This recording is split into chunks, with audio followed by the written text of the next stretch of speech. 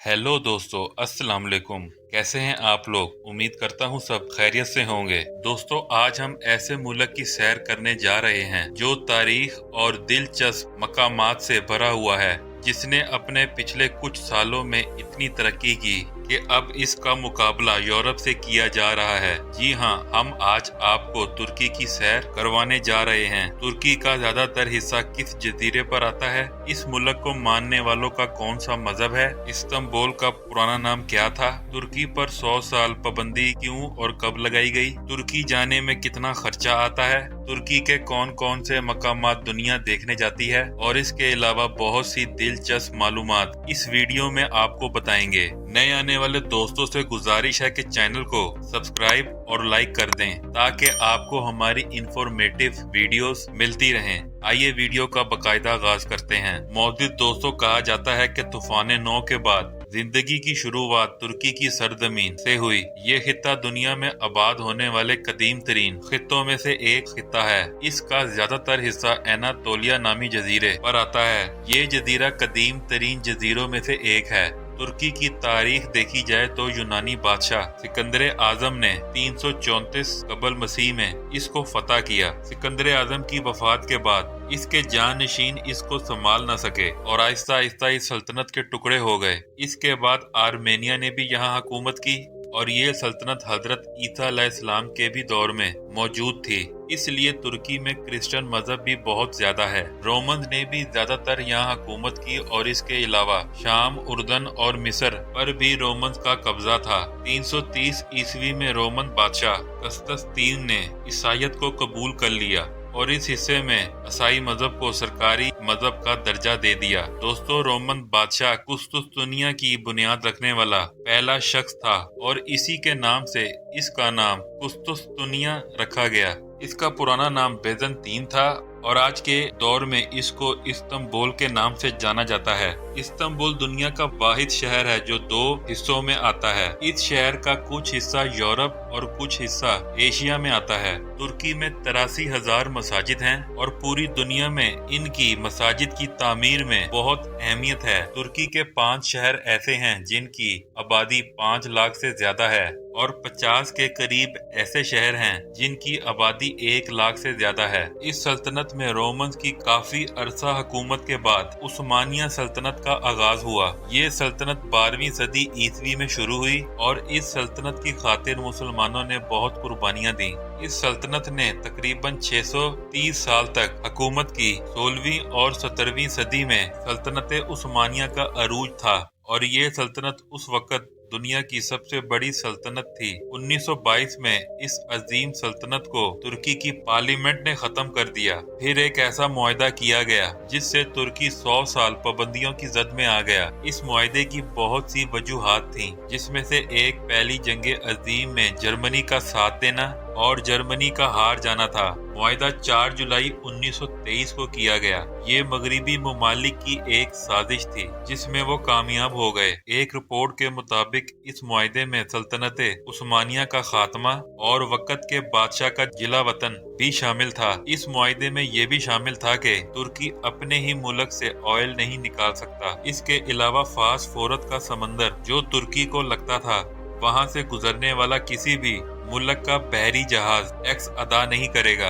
ये इस मुआहदे की सबसे अहम शरायत थी और ये मुआहदा स्विट्जरलैंड में किया गया। वक्त के लिहाज से देखा जाए तो तुर्की पाकिस्तान से 2 घंटे पीछे है। इस वक्त तुर्की में इस्लाम मजहब सबसे ज्यादा है और एक रिपोर्ट के मुताबिक 85% मुसलमान और 15% दूसरे मजहबों के लोग हैं। यूरोपीय यूनियन ने 2005 को तुर्की को यूरोपीय यूनियन का मेंबर बना दिया था।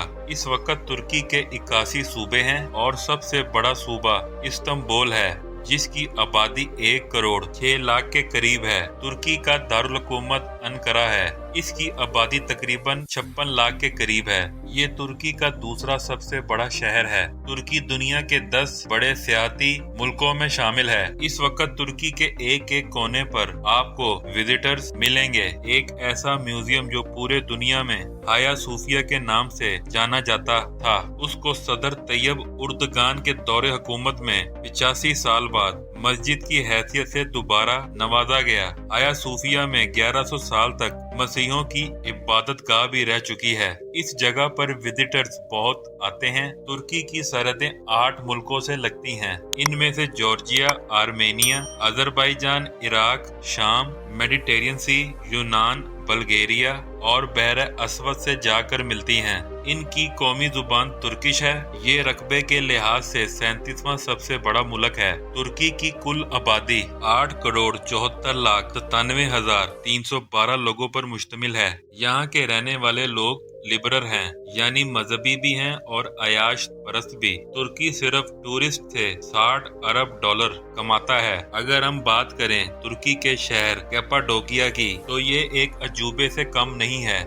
यहाँ पर मौजूद चट्टानी वादियाँ देखना हर किसी की ख्वाहिश है। ये शहर लावा फटने के बाद बर्फबारी होने की वजह से वजूद में आया। इस जगह पर विजिटर्स बहुत आते हैं। यहाँ के हॉट एयर बलून्स बहुत फेमस हैं, जिसके जरिए आप पूरी सिटी का नजारा कर सकते हैं। ये दुनिया का वाहिद ऐसा शहर है जहाँ सुबह सुबह हजारों की तादाद में कुदरती नजारा देखने के लिए हॉट एयर बलून्स उड़ाए जाते हैं और इसकी फीस तकरीबन 200 यूरो के करीब है। इस शहर में लोग हाथ से बने हुए कारपेट, तोहफे की अशिया भी खरीदते हैं। अब हम बात करेंगे इस्तांबुल की। इस्तांबुल तुर्की का सबसे बड़ा और आबादी वाला सूबा है। अगर आप तुर्की आएं तो इन जगहों का जरूर विजिट करें, जिनमें से हाया सूफिया, गलाटा टावर, इस्तांबुल का अजीमुल शान बाजार जिसे ग्रैंड बाजार भी कहते हैं, और ये सल्तनत उस्मानिया के दौर से बना हुआ है। और इसके अलावा तकसीम स्क्वायर, टॉपकपी पैलेस जिसके अंदर खूबसूरत म्यूजियम है। इस्तांबुल की नाइट लाइफ और मजेदार खानों की वजह से भी जाना जाता है। इस वजह से तुर्की आने वालों को इस्तांबुल में जरूर जाना चाहिए।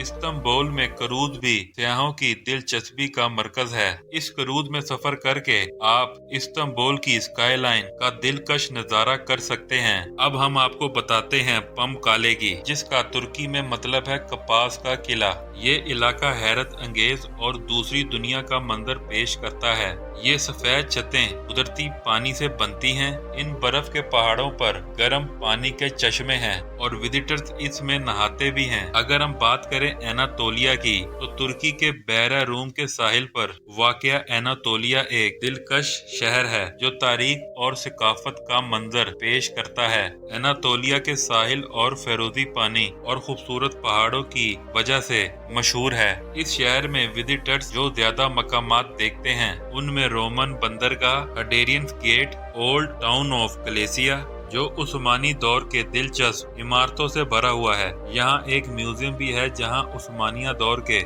मुख्तलिफ चीजों का मजमुआ मौजूद है। एनातोलिया लजीज खानों की वजह से भी मशहूर है। ताज़ा समुद्री ग़िज़ा और कुछ मज़ेदार खानों की चीजें से विजिटर्स लुत्फ़ अंदोज होते हैं। अब हम बात करेंगे अंकारा की। ये शहर तुर्की का दारुल हुकूमत है। ये शहर तारीख सकाफत से भरा हुआ है। यहाँ पर विजिटर्स अंकारा किला, रोमन मंदिर देखने आते हैं। ये शहर बहुत ही डेवलप है। ये थी आज की हमारी दिलचस्प और इंफॉर्मेटिव वीडियो। आपको कैसी लगी कमेंट्स में लाजमी बताइएगा। मुझे दें इजाजत, मिलते हैं किसी अगली वीडियो में। तब तक के लिए अल्लाह हाफिज।